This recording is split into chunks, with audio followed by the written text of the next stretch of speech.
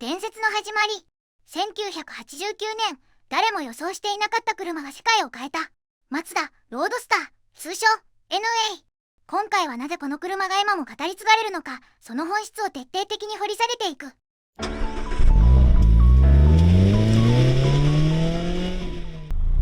人馬一体の原点。ロードスターといえば人馬一体。この言葉を聞いたことがある人は多いはず。ドライバーと車が一体になる感覚を数値化し、徹底的に追い込んだ結果として生まれた走りの質感。それが全ての始まりなのだ。走りのための割り切り。 NA はエアコン、かわして ABS をあえてオプション扱いにした。快適装備より軽さを選んだのだ。これは怠慢ではなく明確ないし余計なものを乗せない。その哲学があの軽快な走りを生んでいるのだ。 FR レイアウトへの信念。1980年代後半、世の中は FF 全盛期。コスト、燃費、室内空間、全ての面で FF が有利とされていた時代に、マツダは FR を選んだ。スポーツカーとしての本質を守るために時代の流れに逆らったのだ。車重 940kg。初期型 NA に車重は約 940kg。現代の軽自動車に匹敵する軽さ。エンジンは120馬力。数字だけ見れば大したことはない。だがこの軽さが全てを変える。ブレーキが効く、向きが変わる、アクセルに素直に反応する。速い車ではなく軽い車の楽しさを世界に再証明したのが NA だったのだ。50対50の重量配分。フロントミッドシップ配置により実現した前後50対50の重量配分。コーナーでの車の動きが自然で予測しやすく、ドライバーが感じる安心感が桁違いに変わる。なぜかこの車は思い通りに曲がるという感覚の正体がここにあるのだ。ダブルウィッシュボーン四輪独立喧嘩。当時の小型スポーツカーとしてこれは明らかに贅沢な選択。コストより走りを選んだ判断はこの独特のハンドリングフィールを生んだのである。路面の情報がステアリングを通じて手に伝わり、車と対話しているような感覚。これが人馬一体という言葉の物理的な根拠なのだ。 V6 が大1.6リットル DOHC エンジン。排気量は 1.6 リットル、出力は120馬力。このエンジンがあの軽量ボディと組み合わさると、数値を超えた爽快な加速感、運河だけ答えてくれる素直さ、スペックシートでは伝わらない楽しさというものが確かに存在するのだ。高回転まで滑らかに回るエンジン特性。レブリミットまで一気に駆け上がる感覚は排気量や馬力では語れない感能がある。 NA のエンジンはその回り方自体が気持ちいい。回すことが目的になって、これがロードスターというジャンルの本質。ショートストロークミッション。小気味よいシフトフィール。ギアを入れるたびに手応えがある。運転という行為の全てを楽しみに変えるためにミッションの感触まで徹底的に磨き上げられているのだ。誰でも楽しめる限界の低さ。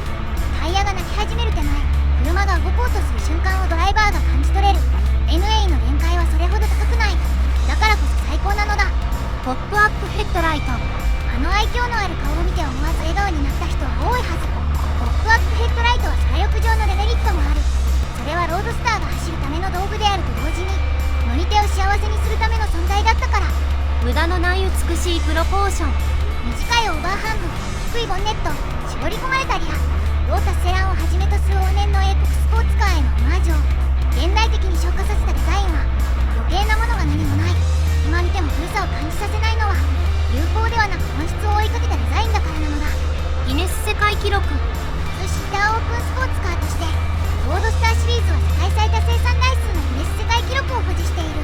NA がその扉を開かなければ NB も NC も ND も存在しなかった。一つの車種が30年以上作り続けられ、世界中に乗り手を持ち続けるというのは尋常なことではないのだ。世界同時ヒット。北米、欧州、日本、文化も道路事情も価格感覚も異なる市場で NA は同時に支持され、楽しい車に乗りたいという感覚は言語も国境も超えたのだ。マツダという中堅メーカーはスポーツカーの概念を世界規模で塗り替えた瞬間である。維持費の現実的な安さ。大排気量でも高出力でもない。だから維持費が現実的。スポーツカーは金持ちのものという常識を崩し、普通の人間が楽しめるスポーツカーという新しい選択肢を作ったのだ。部品供給の長期継続と豊富なアフターマーケット。マツダは長年にわたり補修部品の供給を継続。世界中でアフターマーケットが育ち、今でも程度の良い個体が走り続けている。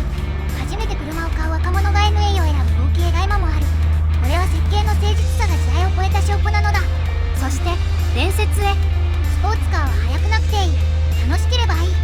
NA ロードスターは1989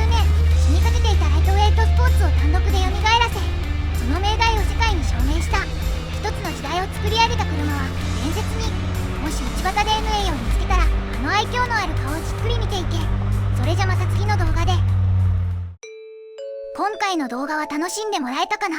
YouTube にはこの動画が AI の作ったゴミ動画に見えているらしく、現在収益化が停止中なのだ。このゴミ動画をもっと見たいと思ったら、下の概要欄からカー用品やガジェットをチェックしていってね。シーズンによって変わるので要チェックなのだ。みんなのお買い物やチャンネル登録、コメント、高評価が次の動画を作る力になるのだ。なのでこれからも応援よろしくお願いします。